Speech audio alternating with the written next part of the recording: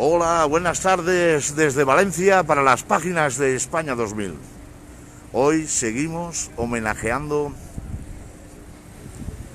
a todos estos españoles que han muerto por esta negligencia de nuestro gobierno.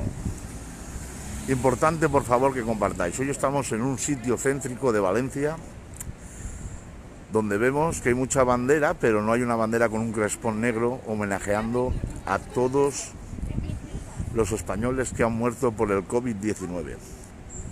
Nosotros lo vamos a hacer, ya que este gobierno valenciano no quiere o no homenajear a todas estas personas que han muerto por el COVID-19. Estamos en directo en un sitio céntrico de Valencia, para ser exacto, la plaza del Ayuntamiento.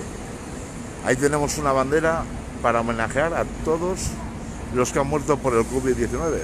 Señor Arón, ya que usted es concejal de la policía local, ya que usted no quiere apoyar o poner simplemente una bandera con un crespón negro, el señor Joan Ribó, que decía que no pasaba nada, etc., etc., pues ahí tienen el homenaje a todos los que han muerto por el COVID-19.